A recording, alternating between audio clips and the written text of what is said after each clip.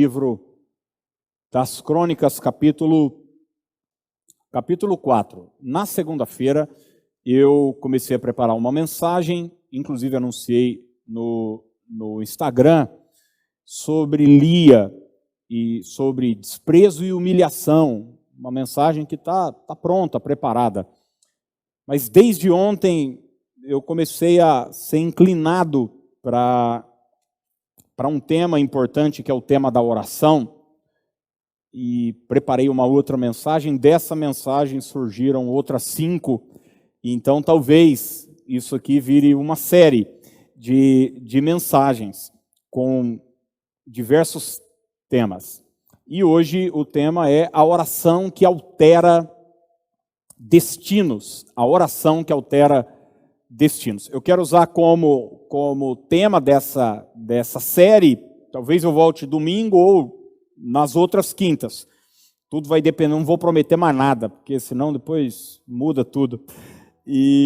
Mas eu quero usar uma frase de Tiago, capítulo 5, verso 16, que diz assim, a Nova Bíblia Viva, Tiago 5,16, ele traz na parte B do versículo a seguinte expressão: a oração fervorosa de um homem justo tem grande poder e resultados maravilhosos. A oração fervorosa de um homem justo tem grande poder e resultados maravilhosos. E um dos poderes da oração é alterar o destino. E é sobre isso que nós vamos falar hoje. Eu quero ler com você 1 Crônicas 4, versículo 9 e versículo 10. Tá bom? Texto até conhecido, porque há muitos anos um livro sobre esses 2 versículos foi lançado, vendeu bastante, tornou-se muito conhecido de todos, a oração de Jabez, e abençoou muita gente. E o texto diz assim, verso 9 do capítulo 4. Foi Jabez mais ilustre do que seus irmãos. Sua mãe chamou-lhe Jabez, dizendo, porque com dores o dei à luz. Jabez invocou o Deus de Israel, dizendo, tomara que me abençoes e me alargue as fronteiras, que seja comigo a tua mão e me preserves do mal, de modo que não me sobrevenha a aflição. E Deus lhe concedeu o que lhe tinha pedido. E Deus lhe concedeu o que lhe tinha pedido. Vamos orar mais uma vez? Pai, nós temos sido tão abençoados até aqui, com os louvores, com cada oração feita, a bênção que temos de semear. E agora que a tua palavra é liberada sobre nós, nosso coração está aberto. Ele é terra fértil e eu peço que a sua palavra, que é semente, produza a 30, 60, 100 por 1, uma colheita, Pai, exponencial, extraordinária. Que a tua palavra produza mudança de sorte, mudança de rota, no nome de Jesus. Amém e amém. Gente, eu converso com muita gente. Sou pastor, minha vida é se relacionar com as pessoas. Mas, com certeza, a pessoa com quem eu mais converso é com a minha esposa. E isso já tem 20 anos, talvez, desde que a gente começou a namorar. E a gente conversa sobre tudo. Desde coisas importantíssimas até coisas banais. Eu coloco uma roupa e digo, e aí, Dani, ficou bom ou não? Ela coloca uma... A gente fala sobre tudo. Boa parte das nossas conversas são assim. Mas algumas conversas que nós tivemos nesses 20 anos tiveram a capacidade de alterar nosso destino. Foram conversas que foram divisor de águas na nossa vida. Por exemplo, quando nós sentamos e conversamos sobre o nosso casamento. Isso alterou nossa vida. A gente era dois jovens que namoravam e, enfim, se gostavam e, de repente, um dia a gente sentado conversou, vamos casar? Vamos, tal, quando? Casamos. Isso mudou a nossa vida. Nós casamos em abril. E eu me lembro que em janeiro do ano seguinte a gente teve uma conversa sobre termos filhos. E aí, vamos ter, tal, já é a hora, já é o momento e tal. Já, vamos já cedo, começar cedo e tal. E eu lembro que a Dani tomava anticoncepcional, como boa parte das mulheres tomam. E ela parou em janeiro mesmo, e em fevereiro descobrimos que ela já estava grávida. E em novembro a Fernanda chegou. Aquela conversa que a gente teve num dia alterou a nossa vida completamente. Final desse mesmo ano, a gente teve uma outra conversa. Eu estava trabalhando numa equipe de uma igreja e já fazia um tempo que algo estava sendo impulsionado no meu coração. Eu precisava de novos desafios da minha vida, apesar, de novo, estava com 21 anos, 22 talvez, e eu falei, Dani, existe aí a possibilidade de eu assumir uma igreja, mas é fora de Piracicaba, e para isso você vai ter que pedir a conta do seu trabalho. Ela trabalhava muitos anos numa seguradora, tinha uma certa estabilidade, um salário bom para a época e tal, porque a gente vivia a nossa realidade. Enfim, aquela conversa alterou a nossa vida.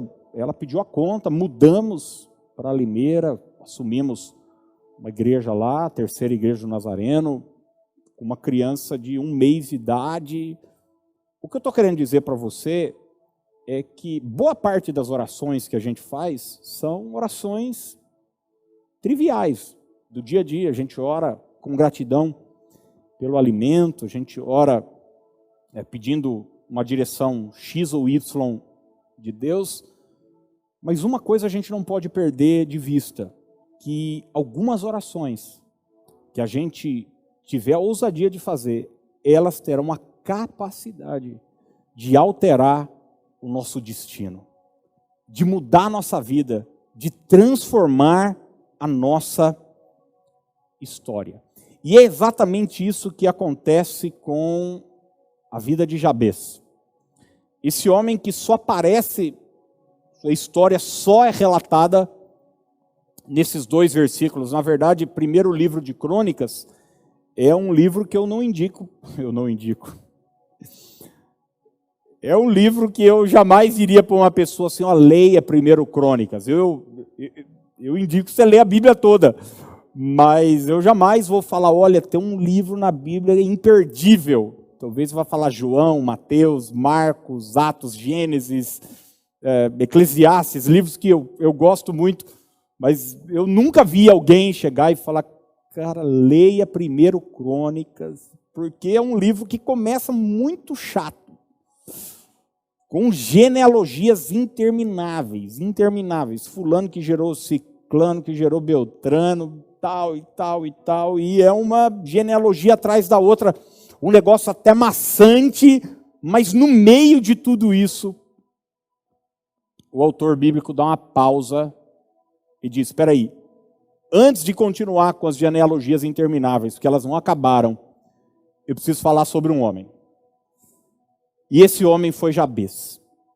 E vocês precisam saber uma coisa, esse cara recebeu esse nome, que significa dor e sofrimento, porque foi desse jeito que ele veio para o mundo, produzindo dor na sua mãe. Sua mãe teve um parto terrível.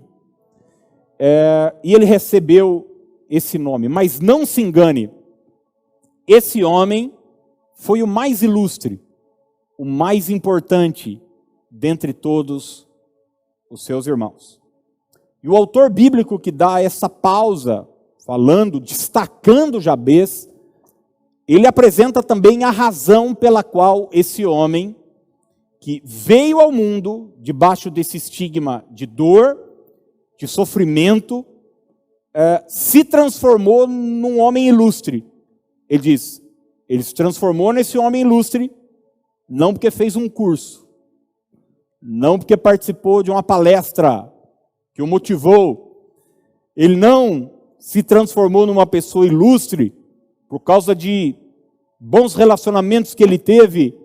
Não, esse homem mudou seu destino, teve sua vida transformada por causa de uma oração que ele fez.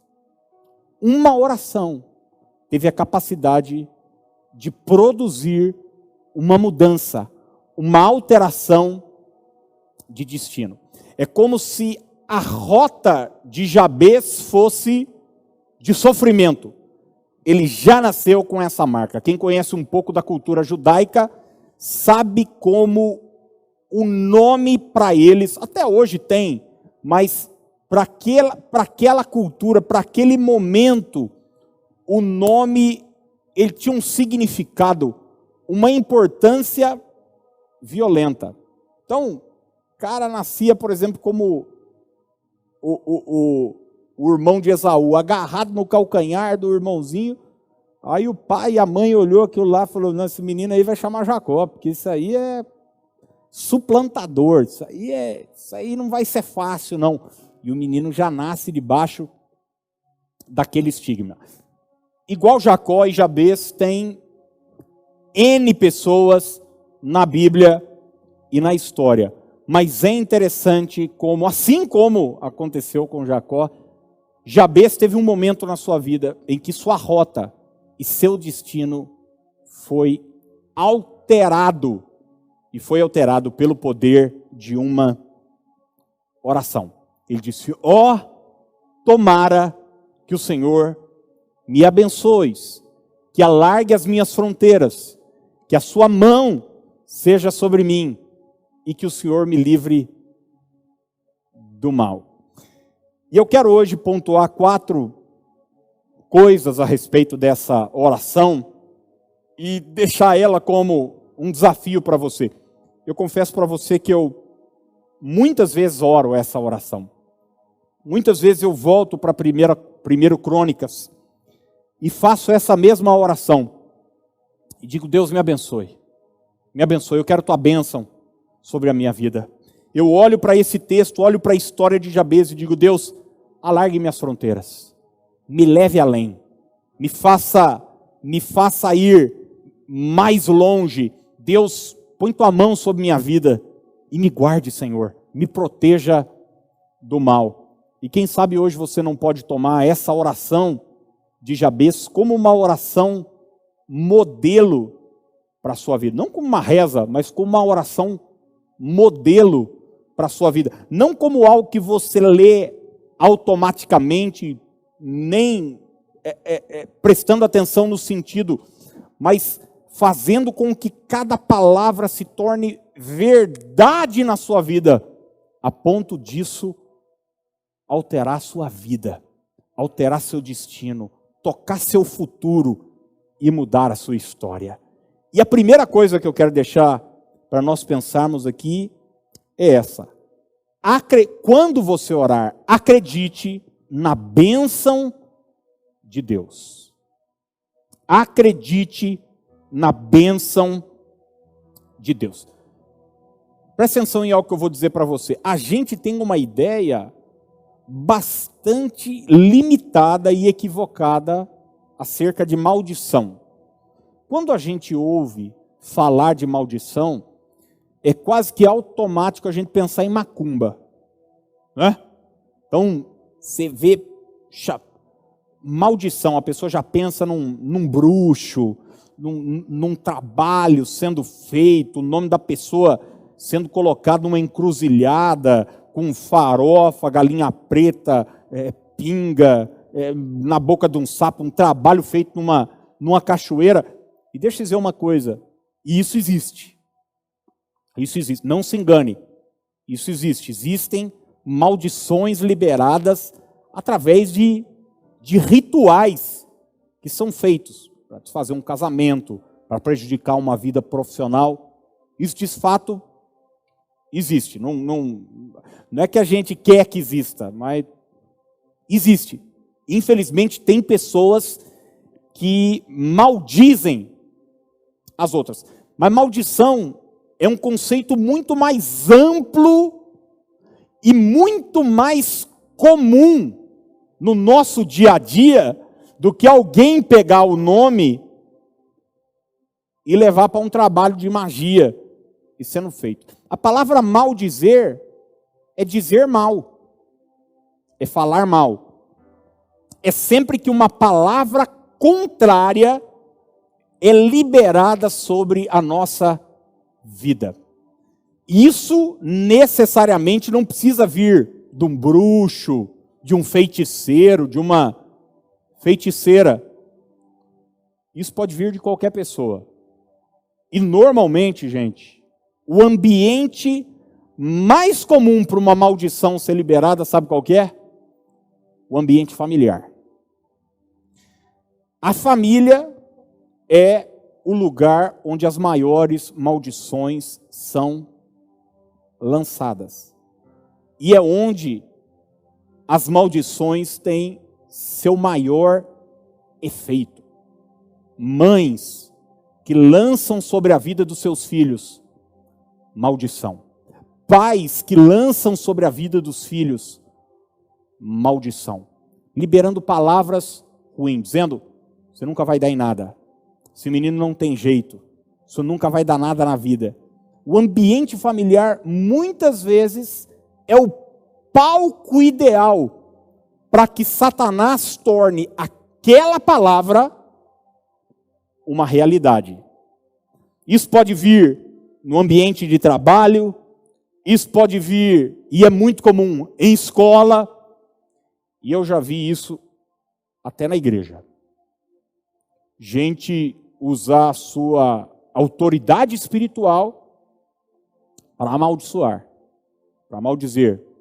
Já vi casos de pastores dizer: se você sair da nossa igreja, sua vida nunca mais vai dar certo, você vai quebrar, sua família vai se desfazer. Eu tenho pessoas aqui na comunidade que chegaram de outras igrejas debaixo de uma palavra de maldição.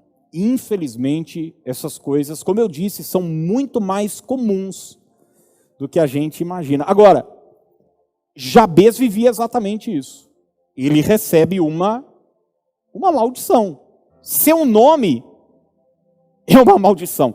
Seu nome é algo ruim. É uma palavra ruim que foi liberada sobre ele. Eu lembro quando a gente descobriu que a nossa primeiro filho seria uma menina, a gente foi procurar num dicionário, vamos escolher um nome e tal, e que significa esse nome, vamos escolher algum nome que tenha um significado bom, bonito, legal, e a gente foi ver isso. A mãe e o pai de Jabez, não se preocuparam em escolher isso, e colocaram o nome do menino de dor, de sofrimento, de causador de males.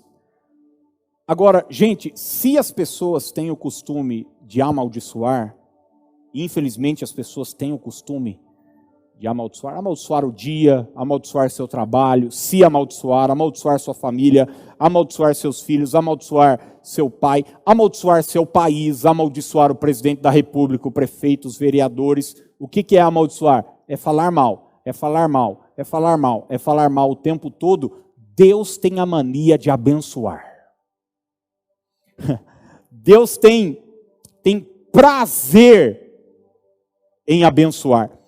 E Efésios capítulo 1, verso 3, diz o seguinte: bendito o Deus e Pai de nosso Senhor Jesus Cristo, o qual nos abençoou com todas as bênçãos espirituais nos lugares celestiais em Cristo. Nos abençoou. Olha só que Paulo não está dizendo que Deus nos abençoará. Ele está falando que nos abençoou. É algo que já aconteceu. Há uma outra versão que diz, nos tem abençoado, que nos traz a ideia de uma bênção que já aconteceu, que está acontecendo e que continuará acontecendo sobre as nossas vidas.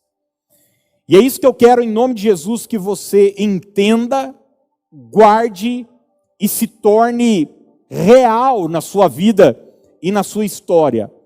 Talvez você recebeu no transcorrer da sua vida inúmeras maldições.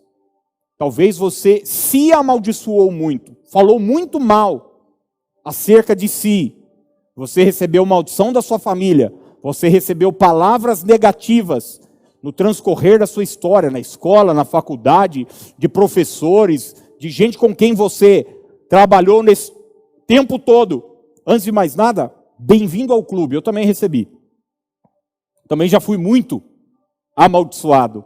Mas deixa eu dizer uma coisa, há um momento na nossa história que nós precisamos escolher que voz se tornará real e verdadeira na nossa vida.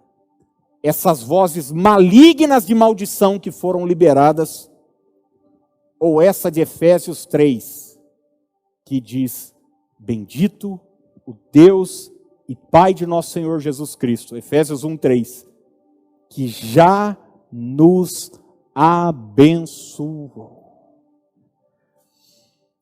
Sabe, Jabez, nessa oração que ele fez, é como se ele estivesse dizendo para Deus o seguinte, Deus, eu fui muito amaldiçoado na minha vida, mas eu quero que o Senhor me abençoe.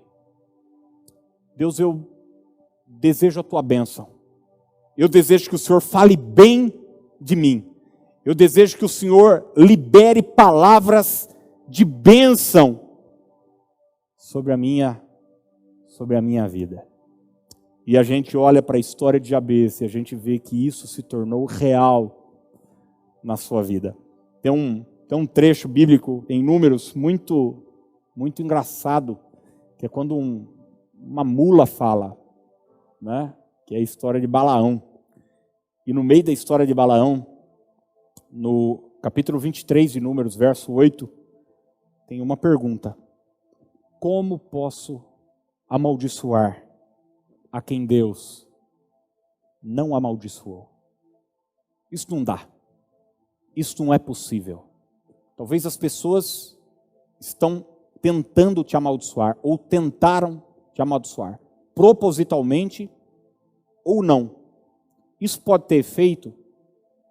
Se você acreditar nisso, pode ter efeito. Mas se você ignorar isso e acreditar na bênção de Deus que é liberada sobre a sua vida, que já foi liberada sobre a sua vida, pode ter certeza, toda maldição será quebrada, toda palavra contrária será quebrada, e a palavra de Deus sobre a sua vida se tornará real. E eu quero dizer para você que a palavra de Deus sobre a sua vida é uma palavra de vida, é uma palavra de esperança, de prosperidade, de abundância, de cura, de favor e de graça. Tome posse dessa bênção, tome posse dessa verdade. A segunda coisa que eu queria deixar é a seguinte: quando você orar, acredite na bênção de Deus, mas também acredite no crescimento de Deus. Vou repetir, acredite no crescimento de Deus. A vida tentou diminuir Jabez. A vida tentou estabelecer limites para ele, dizendo: você vai só até aqui. Você não pode muito. Você já começou dando trabalho. Você já ouviu palavras como: esse menino sempre foi assim. Por isso que dentro de casa, irmãos, a gente precisa tomar muito cuidado nos relacionamentos, marido e mulher, pai e filho, com palavras como sempre, palavras como nunca, porque normalmente essas palavras são carregadas de um exagero extremo. E ela tem o poder de produzir feridas, tem o poder de produzir sofismas, que nada mais são do que pensamentos que têm uma aparente verdade, mas no fundo são engano, mentiras disfarçadas de verdade. E Jabez nasce com esse estigma de que sua vida seria uma vida pequena, limitada. Eu me lembro uma vez, eu estava num ambiente de uma familiar, e uma das crianças estavam ali, eu guardei isso, ficou na minha memória. A gente estava almoçando, e uma das crianças lá chegou para o pai e começou a dizer: ai pai, eu queria Coca-Cola. Bom, eu ouço isso em casa todo dia, no almoço, no jantar, no café da manhã, e eu confesso para você que até às vezes eu tenho vontade de chorar querendo, né? Porque Coca-Cola é uma delícia mesmo. Mas eu me lembro que, por exemplo, se os meus filhos falam que querem Coca-Cola, eu digo: não, não vai ter nada não. Toma um suco, ou não toma nada, toma água, ou não é bom tomar Coca todo dia. Aliás, dizem que não é bom tomar Coca nunca, né? Mas uma coisa é não ser bom, outra coisa é a gente não tomar. E eu me lembro do pai daquela casa dizer para o filho assim: quer Coca-Cola, menino? Você está pensando que você é rico? Sabe, eu fiquei pensando no que uma palavra como essa muitas vezes pode gerar uma mentalidade de miséria, de escassez, num ser humano dizendo: cara, Coca-Cola é coisa para milionário, e eu não sou. Então, imagine os calos emocionais e mentais que isso pode produzir numa pessoa. Jabez recebeu muitas limitações, muitas cercas na vida dele. Mas nessa oração, ele diz: não só me abençoe, mas alargue as minhas fronteiras. Alargue as minhas fronteiras. Eu creio num Deus que quer te levar além. Além. Você pode e deve ir além do que toda a sua família já foi. Eu já vi casas dizendo: não, mas na minha família nunca ninguém se formou. Não tem problema, você pode se formar. Nunca ninguém, talvez você viva numa família onde nunca nenhum casamento deu certo, mas o seu casamento dará certo. Talvez você viva num ambiente onde todo mundo sofreu com uma doença X. Você vai superar essa enfermidade em nome de Jesus. Deus vai te levar além. O histórico não se tornará a realidade do seu futuro. Deus quer te levar além espiritualmente. Quantas vezes a gente ouve: ah não, mas é que na nossa família a nossa tradição é X.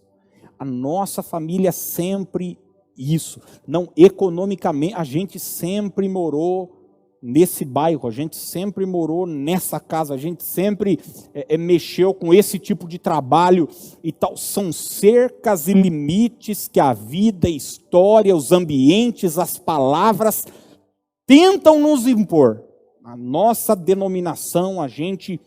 Isso serve, gente, para a família, isso serve para os negócios, isso serve para o seu ramo de atividade. Ah, não, nenhuma empresa nesse ramo de atividade foi além disso. Quem tentou abrir além disso não deu certo, mas eu quero dizer hoje que a sua oração pode te levar além, pode produzir crescimento, expansão na sua vida e na sua história, no nome de Jesus. A família de Abraão sempre foi idólatra. Ele se tornou adorador de um só Deus e Pai da fé. Ele foi além da sua família. Ele foi usado por Deus para romper com tudo aquilo que estava acontecendo até então. E eu creio, irmãos, que Deus levanta no transcorrer da nossa história homens e mulheres que quebram essas maldições, que quebram essas cercas e esses limites impostos pela história na nossa vida. E Jabez não quebrou esses limites com uma luta política, indo pegando uma bandeira, dizendo, não, nós queremos crescimento, nós queremos aqui que o governo olhe por nós e tal. Numa democracia isso é legítimo e pode acontecer. Mas Jabez foi na fonte. Ele foi no lugar certo. Ele bateu na porta certa. Ele não foi atrás de um político, ele não foi atrás de um parceiro. Ele bateu na porta de Deus e diz, Senhor, alargue as minhas fronteiras. Alargue. Eu quero em nome de Jesus que você que é empresário, você que é empreendedor, você que é um profissional que no meio dessa pandemia está pensando, meu Deus, como é que vai ser daqui para frente? Eu quero te convidar em nome de Jesus a ir para o trono, a ir para o joelho, a ir para a oração, porque é Deus quem tem a chave de crescimento para você. Isaías 54, 2 e 3 diz, alarga o espaço da tua tenda, estenda-se o toldo da tua habitação, e não o impeças, alonga as tuas cordas e firma bem as tuas estacas, porque transbordarás para a direita e para a esquerda, e a tua posteridade possuirá as nações, e fará que se povoem as cidades assoladas. Eu creio que Deus tem um tempo de crescimento para a sua vida e para a sua história, em nome de Jesus. Ah, Aquiles, mas o dólar está batendo R$5. Eu não estou falando de economia humana. Ai, pastor, mas... A nossa conversa aqui é num outro patamar. Nós estamos falando num Deus que pode nos abençoar em meio às crises da vida. Um Deus que em Gênesis 26 não respeitou um tempo de fome que estava na terra e fez com que Isaac colhesse 100 vezes mais do que ele semeou. Vem um tempo de crescimento na sua vida, na sua história, em nome de Jesus. Você precisa orar sim. Porque, gente, você concorda, e você vai concordar comigo, porque eu já fiz isso, e talvez você já fez também. Umas orações que você precisou interromper elas. Porque você estava falando com Deus, e a impressão é que você estava falando com um amigo do trabalho, assim, que estava sofrendo. E tal. Senhor, está difícil, luta. Eu não aguento mais, tal. Daí a gente fica com essa ladainha e a gente diz, orei hoje. Reclamou bastante hoje com Deus, mas eu quero convidar você a mudar a sua oração. A começar a fazer orações que têm o poder de alterar o seu destino e a sua história. Uma dessas chaves é essa, é acreditar na bênção de Deus, mas acreditar também no crescimento de Deus. Jesus diz, eu vim para que tenham vida, e que tipo de vida? Uma sobrevida? Não. E tenham vida em abundância. Eu orei agora há pouco aqui, e não é uma palavra solta no ar. Eu creio nisso que eu orei. Deus é exagerado em te abençoar. Quando Jesus multiplicou pão e peixe, antes de multiplicar pão e peixe, ele mandou os discípulos contarem quantas pessoas tinham lá. Tanto é que tem um registro bíblico lá que tinham 5.000 homens, fora mulheres e crianças. E daí sobrou 12 cestos cheios de pão e peixe. Por que sobrou? Porque Jesus errou o cálculo? Ou porque as pessoas não estavam muito famintas? Não. Sobrou porque Deus é exagerado em nos abençoar. Ele sempre fará mais. Paulo diz que ele vai fazer infinitamente mais do que tudo aquilo que você pede, do que tudo aquilo que você sonha, do que tudo aquilo que você espera. Poxa, Aquiles, mas o meu passado não tem me mostrado isso. O de Jabez também não. O de Abraão também não. O de tantos homens e mulheres da história também não. Mas Jesus vem justamente para traçar um marco na nossa vida e dizer, antes era assim, mas a partir de agora será diferente. Pedro disse, trabalhamos a noite toda e nada apanhamos, mas sobre a tua palavra lançarei as redes, e um crescimento veio sobre sua vida. Terceiro lugar, quando você orar, creia na bênção, creia no crescimento de Deus, e terceiro, creia no favor de Deus. Acredite nisso, no favor de Deus. Ele diz não só, oxalá, tomara que me abençoes, tomara que alargue as minhas tendas, mas Jabez ora, que a tua mão seja sobre mim, seja comigo. E mão, gente, fala de tantas coisas, mas uma das coisas cruciais é essa, mão fala de favor. Favor.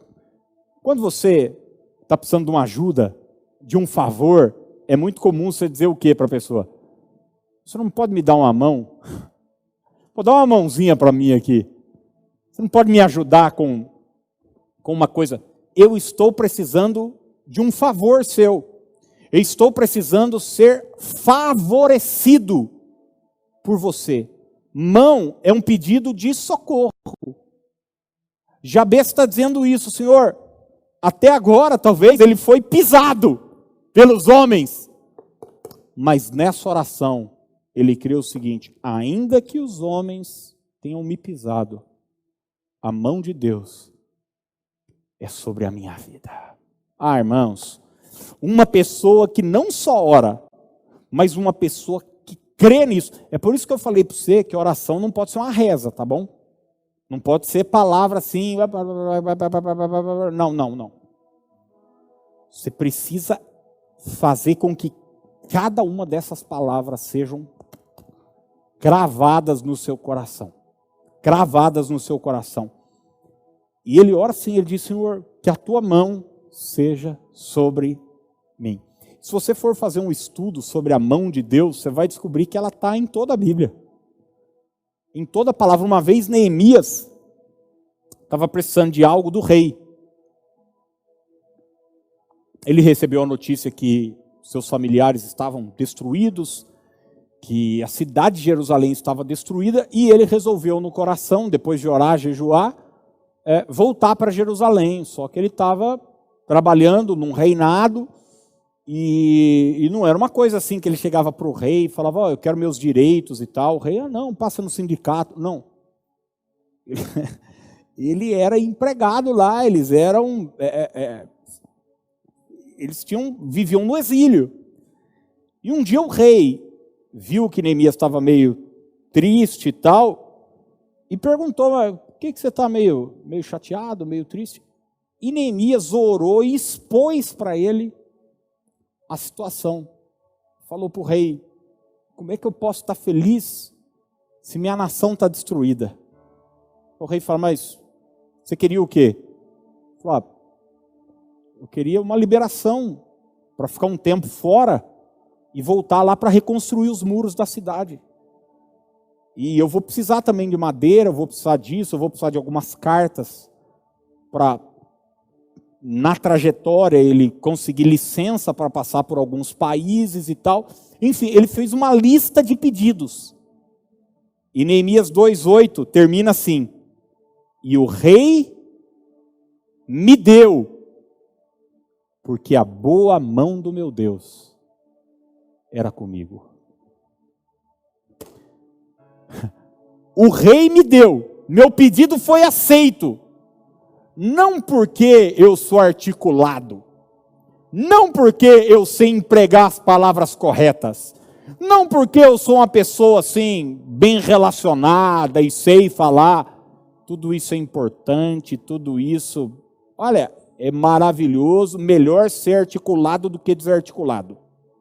Mas Neemias reconheceu que ele alcançou o que alcançou por causa do favor de Deus. Ele falou, a mão de Deus estava comigo. Irmãos, eu tenho orado constantemente, Senhor, que a tua mão seja sobre minha vida, e eu preciso da tua mão. Se Deus, eu olho para a nossa história aqui da comunidade, o que Deus tem feito, o que Deus já fez e o que Ele ainda fará, eu reconheço, irmãos, não é por causa de um poder de liderança, não é por causa de palavras boas, não é por causa de música de qualidade, de um ministério X ou Y, eu reconheço que o Senhor tem nos trazido até aqui, porque a mão dEle tem sido sobre a nossa vida.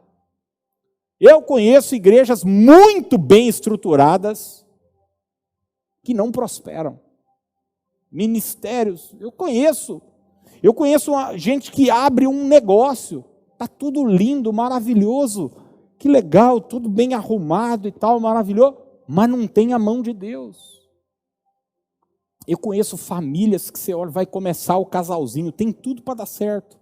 Menininho a menininha, os olhinhos brilham.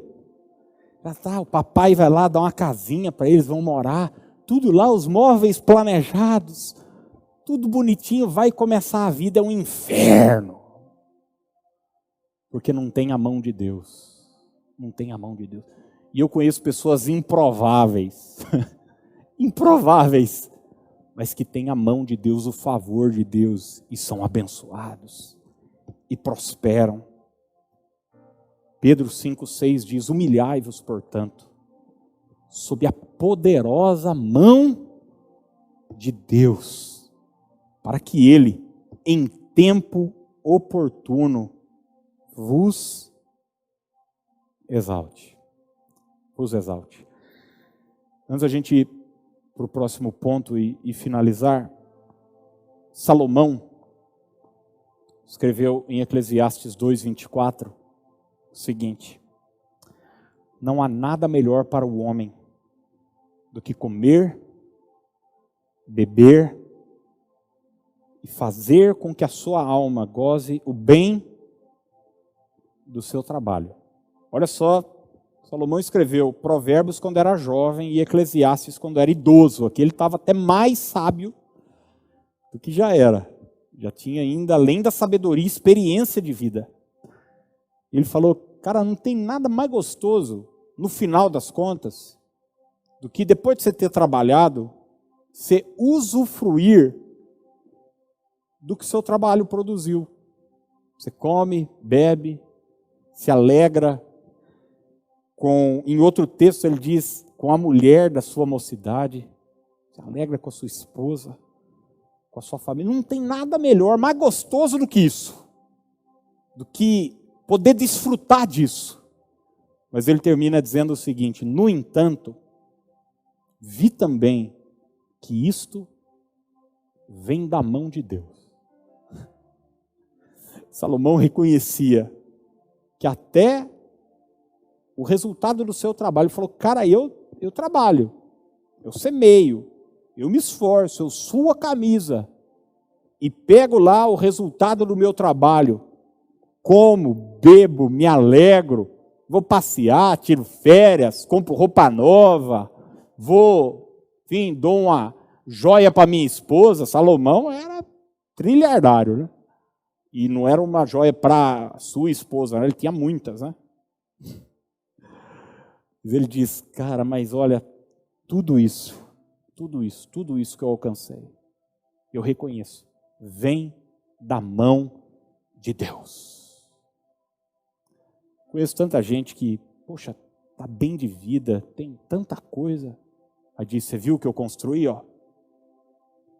Força do meu braço, eu sou trabalhador, pô, legal. Mas reconheça quem te deu saúde para trabalhar, quem abriu a porta do seu trabalho, quem derramou sobre você favor para os seus clientes, foi Deus. O que nós precisamos, irmãos, é acreditar nisso. Se os homens são contra mim, Deus está do meu lado. E se Deus é por mim, quem será contra mim? A mão de Deus é sobre minha vida. E quarto lugar, acredite na proteção de Deus. A gente falou sobre acreditar, essa oração que muda o destino, essa oração que muda a história, que muda a rota, é uma oração que acredita na bênção de Deus, no crescimento de Deus, que acredita no favor de Deus, mas que crê também na proteção de Deus. É uma oração que acredita, eu estou crescendo, estou sendo abençoado, estou sendo favorecido, e não se engane, quando você é abençoado, quando você cresce, quando você é favorecido, vão se levantar alguns opositores, vão se levantar muitos adversários, vão se levantar algumas pessoas para te atacar. Mas Jabez entendeu que ele poderia ser blindado pelo mesmo Deus que o abençoou. Ele diz, o mesmo Deus que me abençoou, o mesmo Deus que me fez crescer, o mesmo Deus que me colocou em patamares superiores, é o mesmo Deus que vai me guardar. Ele diz que o Senhor me livre do mal, de modo que não me sobrevenha aflição. Meu Deus, me preserve do mal. Jesus ensinou seus discípulos a orar assim. Na oração do Pai Nosso, ele diz, não nos deixes cair em tentação, mas livra-nos do mal. Ore sempre por isso também. Ore para que Deus te abençoe, ore para que Deus te faça crescer. Mas sabe, gente, de nada adianta você alcançar novos territórios, você ser favorecido por Deus e você se perder. E você tropeçar lá na frente. E você cair, você jogar tudo para o alto.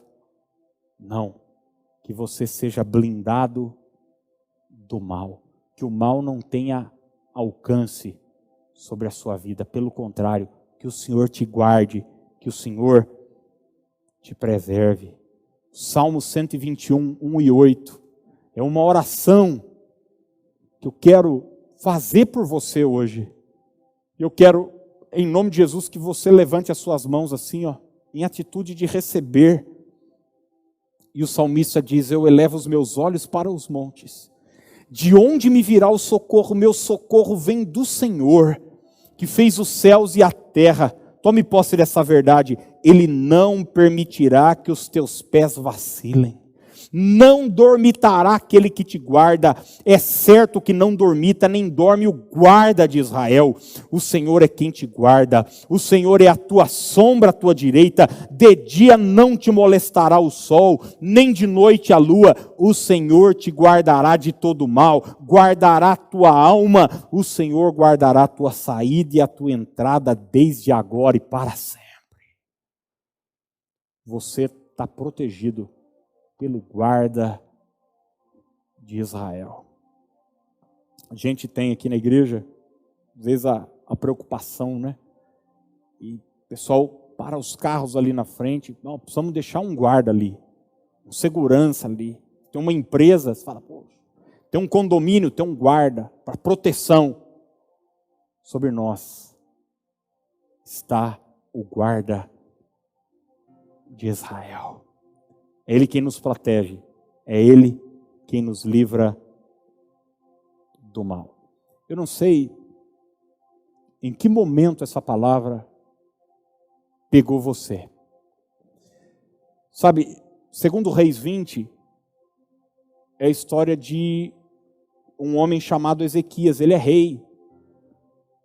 E a Bíblia diz que sobre Ezequias chegou um decreto. E o decreto que chegou sobre Ezequias era um decreto de morte. Ezequias ouviu da boca do profeta a seguinte palavra, segundo Reis, capítulo 20, verso 1. Põe em ordem a tua casa, porque morrerás e não viverás. Existia um destino, um decreto sobre Ezequias, e esse decreto era um decreto de morte. E sabe, às vezes, na vida, a gente recebe palavras assim, notícias, um exame que você pega, a palavra de um advogado, de um especialista, de um político, de um amigo influente, chega e diz, olha, e de repente aquilo que estava tudo legal para você, vem abaixo. Mas a atitude de Ezequias é extraordinária. Ele não se conforma com aquilo e abraça esse decreto como um karma. Sabe, muitos de nós abraçamos alguns decretos que vêm sobre a nossa vida como um karma. O verso 2 diz que Ezequias virou o rosto para a parede e orou ao Senhor. Ele teve a atitude de Jabez, que tinha sobre si um decreto também. E a oração de Ezequias foi: lembra-te, Senhor, peço-te, de que andei diante de ti com fidelidade, inteireza de coração, fiz o que era reto aos teus olhos, e chorou muitíssimo. Verso 4 diz, antes que Isaías tivesse saído da parte central da cidade, veio a ele a palavra do Senhor, dizendo, olha só, o profeta Isaías que tinha dado esse decreto para o rei, quando está indo embora para a sua cidade,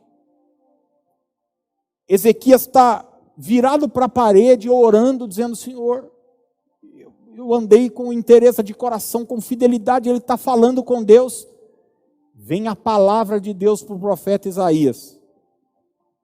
Volta e dize a Ezequias, príncipe do meu povo, ouvi a tua oração e vi as tuas lágrimas. Eis que eu te curarei.